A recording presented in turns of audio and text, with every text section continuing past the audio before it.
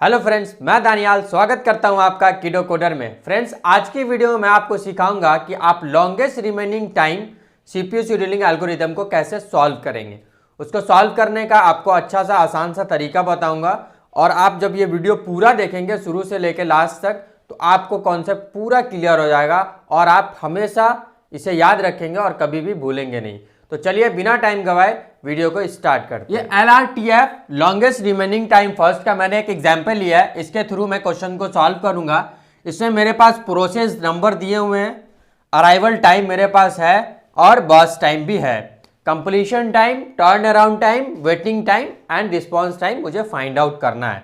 अगर हम क्राइटेरिया की बात करें तो क्राइटेरिया इसका बर्स्ट टाइम है, मतलब जिसका बर्स्ट टाइम ज्यादा होगा पहले वो प्रोसेस को सीपीयू एलोकेट होगा, पहले वो प्रोसेस एग्जीक्यूट होगा।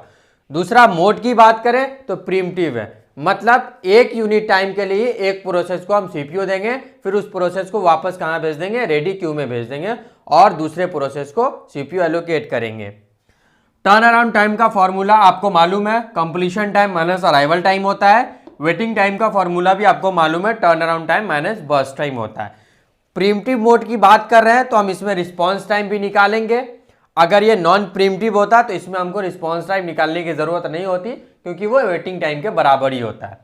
तो चलिए स्टार्ट करते हैं, गैंट चार्ट के थ्रू इस क्वेश्चन को सॉल्व करेंगे। सबसे पहले देखते हैं कि जब मेरा अराइवल टाइम मेरा जो 0 था उस टाइम में मेरे पास कौन कौन से प्रोसेस रेडी थे।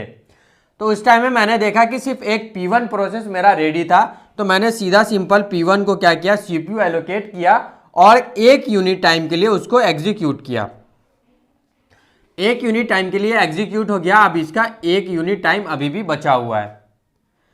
अब जैसे अराइवल टाइम मेरा टाइम यूनिट 1 हुआ उस टाइम में मैंने फिर से चेक किया कि कोई और प्रोसेस तो नहीं है, तो चेक किया मैंने कि अराइवल टाइम 1 पे एक और प्रोसेस आ गया मेरे पास, कौन सा, P2। तो अब मेरे पास दो प्रोसेस आ गए हैं, एक P1 जो ऑलरेडी था और एक P2 आ गया नया प्रोसेस। अब हम दोनों का बर्स्ट टाइम देखेंगे, लॉन्गेस्ट रिमेनिंग। अब जिसका बर्स्ट टाइम, मोड क्या है मेरा क्राइटेरिया, बर्स्ट टाइम, जिसका बर्स्ट टाइम ज्यादा है उसको सीपीयू एलोकेट होगा। अब दोनों में हम चेक किया, इसका बर्स्ट टाइम 1 था, इसका बर्स्ट टाइम 5 है, तो सीपीयू P2 को एलोकेट होगा। तो P2 को एलोकेट हुआ, एक यूनिट टाइम के लिए P2 चलेगा, ये 2 हो जाएगा और यहां अभी इसका 4 यूनिट टाइम बच जाएगा। अब चेक करेंगे फिर से कि जब टाइम यूनिट 2 था तो उस टाइम में कोई प्रोसेस आया, तो मैंने चेक किया कि नहीं, अभी कोई प्रोसेस नहीं आया, दो ही प्रोसेस है मेरे पास, P1 और P2। तो फिर से जिसका बर्स्ट टाइम इस दोनों में ज्यादा होगा वही चलेगा, मतलब P2 का ज्यादा है तो P2 एक बार और चलेगा। P2 चला टाइम यूनिट 1 के लिए, तो ये 3 हो गया, इसका 3 बच गया। ठीक है, अब हम फिर से चेक करेंगे कि 3 यूनिट टाइम पे कौन सा प्रोसेस आया। तो चेक किया तो मैंने देखा हाँ एक और प्रोसेस आ गया मेरे पास, कौन सा, P3 आ गया। अब मेरे पास रेडी क्यू में कौन कौन से प्रोसेस है, P1, P2, P3। अब हम चेक करेंगे कि इसमें बर्स्ट टाइम ज्यादा किसका है। तो जब मैंने वो चेक किया तो इसमें देखा मैंने कि P2 और P3 का बर्स्ट टाइम तो ज्यादा है लेकिन दोनों का सेम है, 3-3। तो जब भी ऐसा कंडीशन हो हम आपको बताए हैं कि सीधे एक स्टेप पीछे आइए, अराइवल टाइम में आइए। अराइवल टाइम में देखिए कि पहले कौन अराइव हुआ है। तो जब मैंने चेक किया तो देखा मैंने कि P2 पहले अराइव हुआ है, तो सीपीयू P2 को मिलेगा और P2 एक यूनिट टाइम के लिए और एग्जीक्यूट होगा। अब इसका टाइम यूनिट बच जाएगा कितना, 2। अब P4 पे चेक किया मैंने तो मैंने देखा कि P4 पे एक और प्रोसेस मेरा P4 आ गया है, मतलब कि अब टाइम यूनिट 4 पे एक और प्रोसेस आ गया P4। तो अब मेरे पास रेडी क्यू में कितने प्रोसेस हो गए, टोटल 4।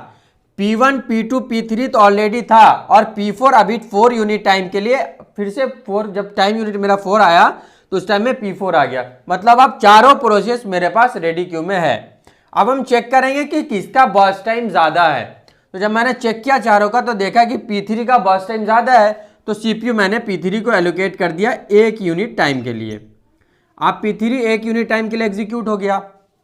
अब फिर मैं चेक करूंगा कि 5 यूनिट टाइम पे कोई नया प्रोसेस तो नहीं आया, तो मैंने देखा नहीं, सारे के सारे प्रोसेस अब आ चुके हैं, अब कोई प्रोसेस नहीं आने वाला। अब हम इसी को एग्जीक्यूट करेंगे। तो फिर से मैंने इसी चारों प्रोसेस में चेक किया कि बर्स्ट टाइम किसका ज्यादा है।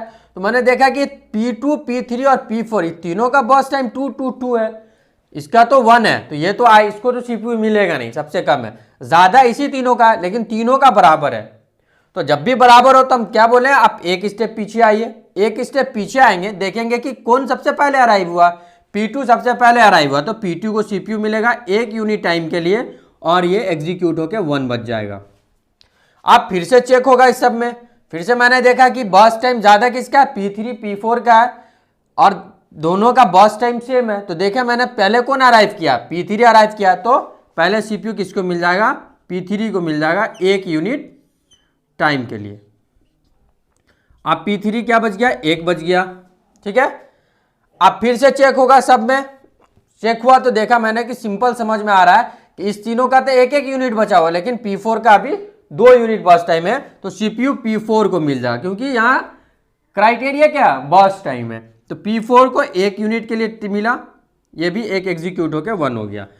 अब चारों का चारों बर्स्ट टाइम क्या है, मेरा बराबर है। अब हम क्या करेंगे, जो सबसे पहले अराइव हुआ है उसको एग्जीक्यूट करेंगे। सबसे पहले P1 अराइव हुआ है, P1 1 यूनिट के लिए चलेगा, यहां P4 है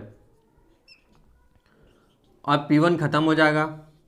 P2 दूसरे नंबर पर आया तो P2 चलेगा कितने यूनिट के लिए, 1 यूनिट के लिए, और P2 भी क्या होगा, खत्म हो जाएगा।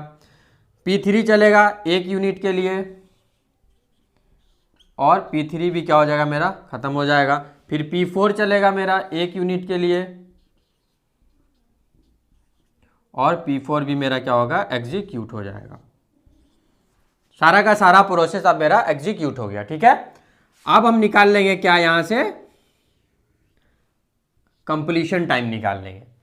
तो सबसे पहले हम देखें प्रोसेस P1 कब कंप्लीट हुआ। प्रोसेस P1 जो मैंने देखा, तो प्रोसेस P1 मेरा कब कंप्लीट हुआ, प्रोसेस P1 यहां कंप्लीट हुआ 9 पे। इधर से लिखते हैं, इस साइड से लिखते हैं, इधर वाला जो टाइम होता है ना वो कंप्लीशन टाइम होता है। तो P1 का कंप्लीशन टाइम क्या है, 9। P2 का कंप्लीशन टाइम क्या है, 10। P3 का कंप्लीशन टाइम क्या है, 11 और P4 का कंप्लीशन टाइम क्या है, 12। कंप्लीशन टाइम निकल गया तो टर्न अराउंड टाइम निकाल लेंगे। Completion time minus arrival time, 9 minus 0 9, 10 minus 1 9, 11 minus 3 8, 12 minus 4 8। ये निकल गया मेरा टर्न अराउंड टाइम। अब हम वेटिंग टाइम निकाल लेंगे। वेटिंग टाइम हम जाते हैं, turn around time minus burst time होता है, ओरिजिनल बर्स्ट टाइम। देखिए ओरिजिनल बर्स्ट टाइम इसका कितना है, 2 है, तो 9 माइनस 2 7, 9 माइनस 5 ओरिजिनल 5 है इसका 4, 8 माइनस 3 5, 8 माइनस 2 6। ये निकल गया वेटिंग टाइम। अगर मोड हमारा नॉन प्रीम्प्टिव होता तो सिंपली मेरा जो रिस्पॉन्स टाइम होता वो वेटिंग टाइम के बराबर होता, लेकिन मोड हमारा प्रीम्प्टिव है तो रिस्पॉन्स टाइम मेरा वेटिंग टाइम के बराबर नहीं होगा, हमको निकालना होगा। तो रिस्पॉन्स टाइम होता है मतलब फर्स्ट रिस्पॉन्स, किसी प्रोसेस को सीपीयू सबसे पहली बार कब मिला और वो कब अराइव किया, दोनों के डिफरेंस को बोलते हैं।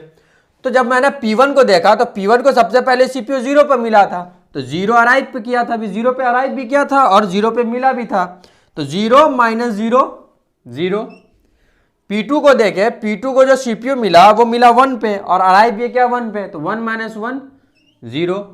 अगर हम P3 देखें तो P3 को जो सीपीयू मिला, P3 को सीपीयू 4 पे मिला सबसे पहले, तो 4 माइनस 3 1। अगर हम P4 को देखें तो P4 को सीपीयू सबसे पहले कब मिला, P4 को 7 पर मिला, तो 7 माइनस 4 3। ये निकल गया आपका response time, waiting time, turn around time, completion time. I hope आपको समझ आया होगा, आप इसका स्क्रीनशॉट ले सकते हैं। Subscribe now and press the bell icon. Never miss an update.